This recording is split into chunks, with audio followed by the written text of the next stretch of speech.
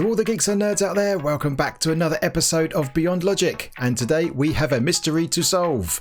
We have a problem and we need to work it out. So let me tell you about this problem. Let me tell you what's going on. So let's bring up our F3 screen, and you can see in the bottom right we have this graph that's currently green. This shows our TPS, which is our ticks per second, and that should be at 20 ticks per second.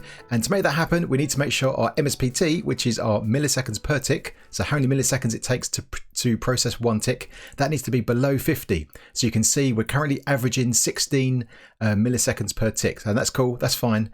And you can see the graph is green. Now there is a problem, so let's just jump up here just to make sure my elytra engage, and let's fly off towards the Death Star, and let's just see what happens to that graph when we get close to our Death Star, because obviously there's a few things in here, and you can see already there's a bit of red, and you can see now that our max is up to 78 milliseconds per tick, which is over 50, and yeah, you can see now all that red, that means that the game is going to lag. So there's something going on around here that is really overloading the game, and yeah, we need to fix it. Otherwise that game's going to lag, and obviously we're going to add more stuff to the Death Star, and that's not really scalable as we move forward. And as you can see, as I fly away again back to the safety of the Enterprise, we're back down to what we were before, about 20 milliseconds per tick. Yeah, back to green, all good. So we need to work out what's going on, and we need to fix it. So we're going to use one of the new tools in 1.14.4. There's a new debug command which I'm going to show you. So let's use that and let's debug this lag and see what's going on. And to do this lag busting, I have created a backup of my worlds. There's my single player world right there. And just above it here, we have this lag busting copy. So just a direct copy of that. And I just renamed it. Now, if we go into the world, I've got myself positioned over here already in the hangar. And of course, this is in creative. So we can do some experiments. We can destroy some stuff and yeah, see what is going on. So the first thing to do is, as we've already seen, is there is our TPS. Look at that graph. Oh my gosh. Wow, lots of red. So yeah, we've got a problem. So let's have a look. So there is a new command in 1.14.4, which is the debug report. So if we run that report, it's going to take a snapshot of all of the different things going on in our world, and it's going to spit it out into that location. So debug report, and that's the name of it. So let's hop into the file manager and yeah, take a look at this thing. And this is my file system. This is my Minecraft folder, and you can see here I have my saves folder right here. And of course, yes, I'm on a Mac, not on Windows, but this works the same for different operating systems. But at the same level as you've got your saves folder, you've also got this new debug folder. And if we go into here, this is the file that was generated when we ran that debug command, that debug report command. And I've expanded that already, which generates this folder right here. And if we pop in here, we get a whole bunch of other files, and there's a load of other bits and pieces in here, but in particular, we want to go into levels, and then Minecraft, and then the end, which is the obviously what we're interested in particular. Now there's obviously loads of stats and lists and stuff like that here. You can look into all of these other things, but I think the thing we're interested in today, I reckon, is entities, because entities are the first thing to look at when it comes to lag busting. So this is a CSV file, which we'll go into in a bit more detail in a minute, but this is going to basically list all of the entities in the end. And I reckon from this we can probably deduce where the problem may be. So let's hop into this file and take a look. And here is that CSV file opened up, and we can see here that each row in here is one entity, and we can see we've got the entity's coordinates right here, the X, Y, and Z. We've also got its internal ID, which might be useful, its type, which is probably more useful. So in this case, a bunch of armor stands at the top, and then some other bits and pieces over there in the last few columns. But if we scroll down this list, you can see we've got a whole bunch of armor stands. All of these are the Hall of Fame peeps, so that's all good. Then we've got a couple of cats, C-3PO and R2-D2. And then if we scroll down a bit more, we've got a whole bunch of chickens. So they're in our breeder and also in our project board. And yeah, we can scroll down, you can see all the information about the entities, bunch of cows as well. But what we can do here is we can filter this down by type. So let's filter this down. I don't know, let's have a look, maybe hopper minecarts. Let's see how many of those we've got. So, okay, not too bad. If I highlight all of these hopper minecarts, and if you look at the bottom, it says count A 30. So we've got 30 hopper minecarts. So I reckon if I have a look at this and in a bit more detail and see what entities we've got a lot of, and see what might be the cause. After much time and many backups, I believe I have foiled the crime. I have solved the mystery. We know the culprit of the lag is this guy. No, it's not really. It's not really this dog. It is in fact these guys, these villagers. Turns out villagers are quite laggy, so probably doesn't come as much of a surprise actually thinking about it. But yeah, this is the issue. And it's not only the issue that villagers in general are laggy, it's also we've got many more of them than I thought I did. So let me show you. So let me pop up our chart again, and you can see here we've got an average of 62 milliseconds per tick down there in the bottom right, and of course lots and lots of lag. Now if I run a quick command here, so this command I've just pasted in, this will kill all of the villagers within a radius of 256 blocks of our current position. Goodbye. And you can see that that has had a big impact on the lag. Now of course it's not taking it all the way down into the green, because there is another issue. Well, not another issue, it's the same issue, but something I didn't think about, something I totally forgot, and that is the spawn chunks, the overworld. Now ordinarily the spawn chunks is not loaded when you're in a different dimension, but if you cast your mind back quite a few episodes ago, we actually installed a device that keeps them loaded even if we're in different dimensions, and that was to keep our iron farm running. And of course in the spawn chunks we have a whole bunch of villagers over there. So what happens if we run this again but not limit the distance to 256 blocks? What if we do it across the world? That deletes another 28 entities, another 28 villagers, and you can see it goes down to the green now. And let's just wait till that orange disappears, and let's see, we get, so now over here in the Death Star we get an average of around 19 milliseconds per tick, and that is similar to what we had over at the Enterprise. But now we've killed all the villagers over in the overworld. Let's see what it looks like over at the Enterprise again.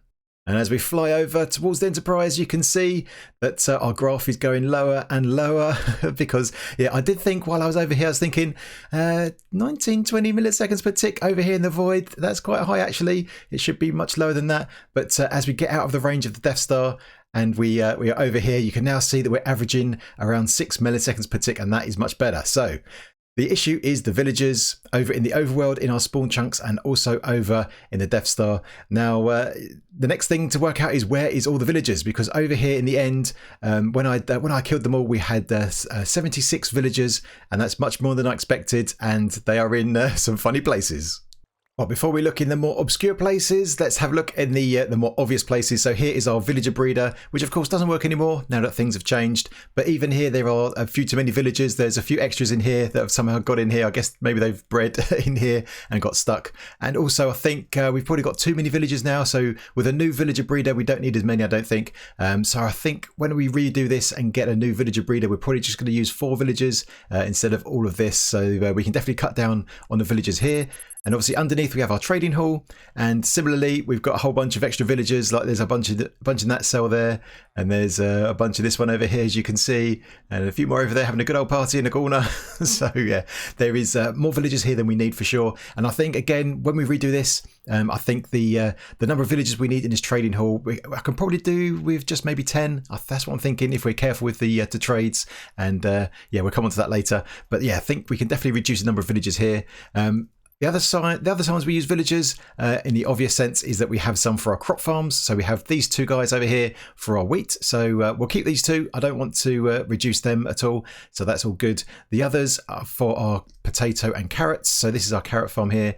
We have 2 guys in each of the pods that do the actual farming, and then 2 in the center. I reckon we can reduce this down to 1 in the center and just reconfigure how this works. So I'm pretty sure we can do that as well. Same for the potatoes, so we can free up a couple of villagers on that front. So they're the obvious ones, and they're all the ones I thought I had, but there are actually quite a few more. So if we actually go this way outside of the Death Star, who remembers this thing? So this was a very, very early build in the series. This was the Iron Pearl, our very first iron farm, where we used Enderman to kill the iron golems that would spawn on this platform right here. And who can remember how this worked? Well, inside these asteroids are some villagers. They're just sitting around here, not doing very much, marooned on their asteroid. There's a whole bunch in there. There's another whole bunch in here as well. And I think in this asteroid as well. No, this one over here, I think it is. There's a couple more as well. So we've got a bunch of extra villagers over here chilling out that we don't need anymore. So that's that. And there is one other, thanks to the spreadsheet that gave us all of the coordinates of all these villagers so that we can debug this. There is one other villager And he is in here, I believe. No, he's a chicken. Maybe he's on this side, is he? Yeah, there he is. This guy got stuck in here somehow. So yeah, another guy we need to get rid of. So that is all good. Now, obviously, all these villagers have come back since I did the kill command. That's because this is another backup. Yet another one. I've gone through quite a few backups. But yeah, so the idea now, I think, is to have a villager cull. So we need to get rid of all the ones in the overworld and the spawn chunks, get rid of that device, and clean up around here with the villagers we definitely don't need. And then I'm thinking it's time to rebuild our breeder and trading hall. So let's get started. And now we're back in the overworld, heading over to the spawn chunks and to our good old iron farm that now doesn't work, but is full of villagers. So we need to get rid of these guys, and that is the next job. So let's have a quick last reading of the of our graph just to make sure. So over here we are seeing an average of around 30 milliseconds per tick. So let's see what happens after we've done the business. And of course we need to get rid of our villagers. But we can't get rid of Tony. Tony's got to stay. He's got to stay. All right, let's do this. So the bulk of them are in that pod right there. There's a whole bunch of them there. So let's see what happens once we've got rid of these guys. Here we go.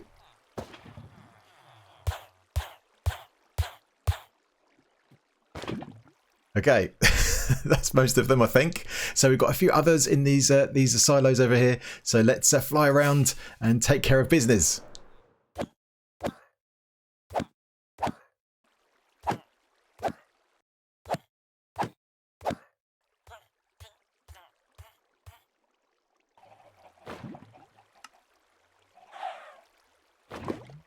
Tony has survived the cull, but all of his friends, I'm afraid, have gone to the village in the sky. They are gone. But yeah, that has definitely helped with the MSPT. We're down to around 21 milliseconds now, nice and smooth and green. So that is good. I'm happy with that.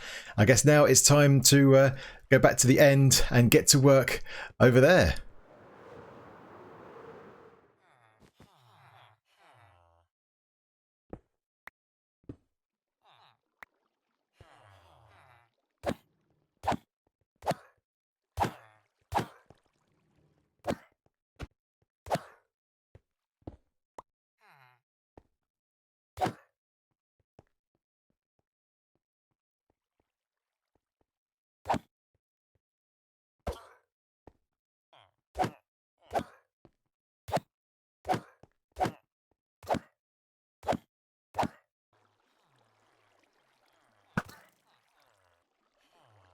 And there we go.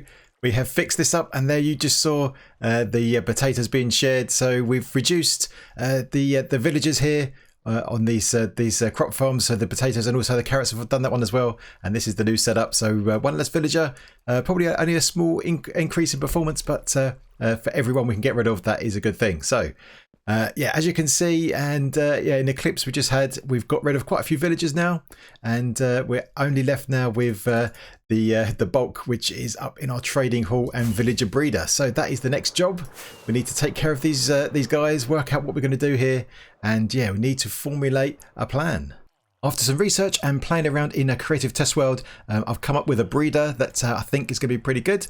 It's a little bit different to some other things where we've probably seen so far, but I have taken inspiration from a few different people, so I'll talk about that in a bit more detail when we get to it. But I think what I'm going to do here is I'm going to keep all but 4 of these villagers, so we need to get rid of everyone except for 4 of them, and we're going to stick them in some boats for the time being so they are safe, and then we're going to take all of this down and rebuild it with a new design. So that's the first job, and then we're going to come down here to our trading hall. Now I put out a video last week, I think it was, where I designed up my own trading hall. So all of this is going to go, and we're going to build up my new trading hall. That's going to be here. Now I need to work out the details a little bit of where things are going to go, like where the actual trading pods are going to go, what we're going to do with these items. Need to work that out, and also where our booth is going to be, where we can select the trades from the villagers with the workstations. Also, the zombie pigmen have to go, so we're going to get rid of those too. And we're going to need a zombie over here, because we're going to use a zombie to get heavy discounts on these guys. Now it just so happens, luck would have it, that we already have a zombie over in the Falcon, and he's been sitting there chilling, not doing very much for a very long time. So I think we're going to make use of him. So we're going to bring him over. That'll be interesting, I guess. So that is the plan. So yeah, still some details to work out but I've got a vision at least. So yeah, I think the first thing is let's get the breeder all set up and working and take down the old one.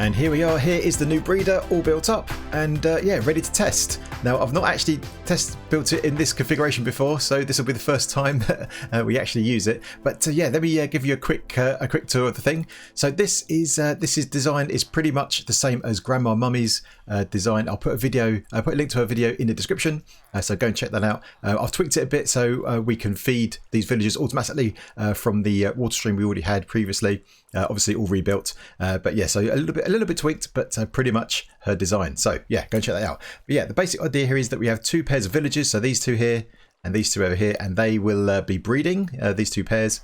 And what happens is once a baby is born, the baby will be born inside the parent, either this one or this one. And then what babies want to do is babies want to jump on the bed. So what they do is we're going to have beds over here in a second on this platform, and the babies will see these beds, think they can pass fine to them because of these trapdoors. They'll walk over towards the beds and then fall down into the water streams, and then they'll get moved over there into a holding chamber right over there, which we'll look at in a second. Now you might also notice that above these villagers we have some numbers and stuff. Now this is because I've added carpet mod. Too many mods. I've added carpet mod, which doesn't change the game at all unless you enable some of the features. And at the moment I've just enabled the tracking of villager breeding, and basically these numbers, the number on the far right, that's 0, that's their cooldown for the next time they can breed. So these guys are ready to breed immediately because that is 0. 33, I believe that is the number of times they can breed, and every time they breed and fail that will cost them a number. There you go, this guy just tried to share with this guy. So that's that number, and that symbol there, the moon symbol, that means they've got a bed. So these guys don't have a bed just yet, that's why they're failing to breed, so that is all good. Now at the back there is pretty much what we've done before. So there goes our crops and stuff, comes along the water stream, we align them with the ender chests right to the edge, and then these villagers can pick up those crops. And so that's pretty much it. Now down here, the baby's going to fall down there. The water is going to push them over in that corner there. So let's get some beds down and see if this actually works. So let's just put down, let's put down these beds. So we're going to have 4 beds for each pair. And hopefully they will pick up a bed. Wait for that symbol. So while we're waiting, let's put these other beds down here. Now it's important, in my testing it seems that the parents need to be able to pathfind to the bed, so that is important. So that's why we're using these trapdoors here. Trapdoors here to keep them in place, but also it won't interfere with their pathfinding. Oh, there's a baby. The baby's right there. This guy's doing some sharing with him, but that's okay. This baby hopefully will walk over towards his bed shortly. Fingers crossed. There he goes, yep. And now he's fallen down there, and hopefully he's going to end up in our holding chamber down there, ready to grow up into an adult. All right, that is cool beans. All right, very good, very good. So yeah, not sure why that symbol hasn't changed. I thought that would change, but maybe it's got to be the right time of day. So I'll keep looking at that, see what happens. But we should end up getting 2 pairs. Is that right? 2 pairs of babies every Minecraft day. Yeah, so each pair will breed twice a day. And so we get 2 from each pair. All right, so not a crazy amount of babies will come out of this thing, but that's all right because I don't need a lot, and I'd rather cut down on the lag and have less villagers. All right, so let's pop down here. So you see they're going to fall down here now. It's important to have at least 4 blocks of distance because what's going to happen is at night time the babies will forget the bed that they've chosen because they would have picked up one of those beds. So that's important as well. So this guy's just chilling, and once he grows up, his head's going to go in this water. He'll shoot up here, and then go across here, and then this will be our holding cell for the adults. So we'll hook that up into our trading hall, which is going to be down here. We need to rebuild that, but I have done one thing down here, and that is I've killed all the villagers. I just decided it's time just to have a clean sweep. We did have a few good ones here, but it's all right. I think I just want to have just a brand new slate, get rid of all these villagers so I don't have to worry about them running around and trying to control them and things like that. Now we need to take all of this down, work out what we do with these crops, and then build up the trading hall. So yeah, let me have a think about what I'm going to do in that front, and then yeah, I'll bring you back in a bit. And we're back to square one. We have a whole bunch of villagers in a hole. But that's all right. That means this thing is working. Yeah, we've still got some babies down here, and the adults have been growing up and they're in this area now. So that's all good. It's working. But of course, that means we're adding a whole bunch of villagers, and we just got rid of a whole bunch of villagers. So what I think I want to do is I want to add a way to turn this thing on and off. And because if you don't, this is going to be an infinite breeder, and it's going to keep creating villagers all the time. Now, of course, these ones in here will entity cram and die eventually, so that's all right. But I think I'd like to have control over when this breeder is actually on. So that should be pretty straightforward because all we need to do is to block the pathfinding of the adults to the beds, and as long as we do that, then that should work. Now, in the last clip, when I was putting all these beds down, I was doing a bit blasé, but I totally forgot that, of course, if I sleep in these beds in the end, then they will explode. So I'm basically working with TNT beds right now. So I have to be ultra careful where I place blocks. But what I'm thinking here is that these adults think they can get to the beds because they're going to walk across the trapdoors, and they think they can pathfind through these trapdoors, so that's all good. But I reckon if I put a bunch of blocks here, at this level, that will block them from pathfinding to the beds, and they'll lose them. So at the moment they've got their moon symbol is lit up, so that means they can pathfind. But I think that needs to update, and that will take a little bit of time maybe. So I think if I add then some pistons on top of this, then I can lift these blocks up and put them back down again, and I can use that mechanism to control when the farm is on and off. So that is the plan. So I'm going to do that, and then I can run a redstone line from these pistons all the way over to our control room, which is just down there. So that will be good. So we can go there, and that's where we can turn the farm, turn the breeder on and off. So we'll do that. And I've also been a bit busy. I've also taken down the trading hall. It's all gone. Well, apart from these bits and pieces, they're all full of items, so I need to sort them out. So I'm going to remove all of these, and I've had a thought about how I want to lay this out, and we'll do this next episode. But I think along the back wall there, that's where our villagers are going to be. We're going to have maybe 10 villagers, I think, along the back wall there. On this side over here, we'll have all of our chests for items that we can trade with.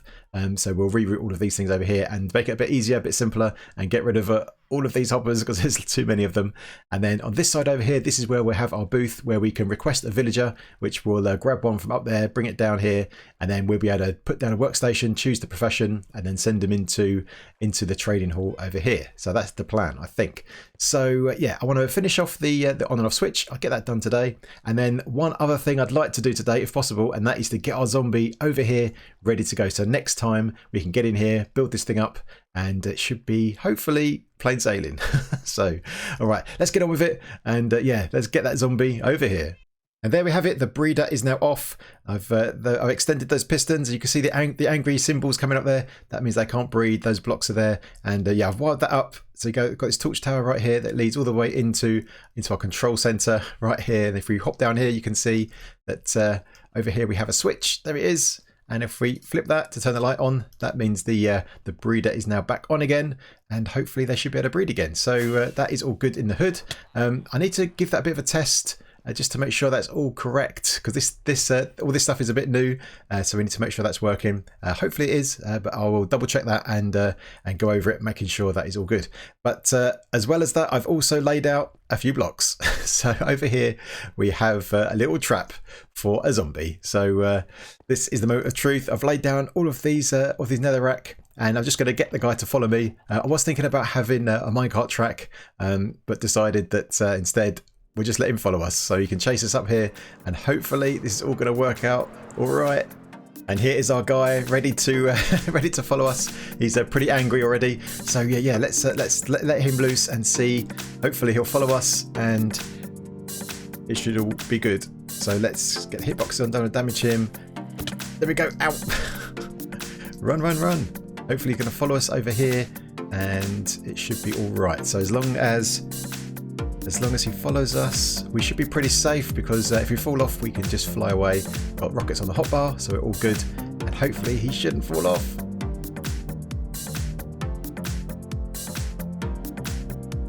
Here he comes, plodding along. So far so good. Here comes the tricky corner. This bit might be dodgy. Hopefully that will be all right. Good. Now we just have to run up these stairs all the way to the top of the Death Star, and hopefully he'll still follow us. Here he comes. Yep, it's working. Come on, guy. Let's go. He's still coming. Past the X-Wing. Oh, keep going. Just trying to stay ahead of him. Just enough. Don't want him to lose interest. So here he comes. He's still coming. That's good. This is some pro moves right now. Here he comes. Yes. It's working. Right. Don't do anything silly. As long as we just keep focused, this should be all right. We're approaching the top. Here we are, right at the very top of our stairs. He's almost here. This is good. And he's coming. Good. Run. Here he is. He's on his way over the void. Jeez. Right. Okay, there we've got our trap just outside there. Hopefully this is all going to work. Obviously we're very skilled now in catching mobs with our experience with Sky Zoo and the Doctor. So hopefully this is all going to work out all right. We're just going to trap him inside here, and we'll use him next time in the trading hall. Here he comes. This guy. So if you don't know, these zombies are going to give us discounts on the villagers, because they're going to convert them into zombie villagers, and then we'll convert them back and we'll get discounts. All right, he should just stay here. Good. So now let's just get the hitboxes on, make sure we don't hit him, and we just need to place a block behind him. There he is. He is now secure. All right, not too bad. All right, so that was easy enough. Now we just got to take away all those other blocks. Oh jeez. And there we have it, another successful episode. We have rebuilt a brand new breeder for 1.14, and we are well on our way, ready to get our trading hall all up to speed as well. So we'll do that next time. We'll finish this off, and hopefully we'll get some decoration into. That's my plan. We'll see how it goes. But yeah, I hope you enjoyed the episode, and if you did, well, that's a jokey camera.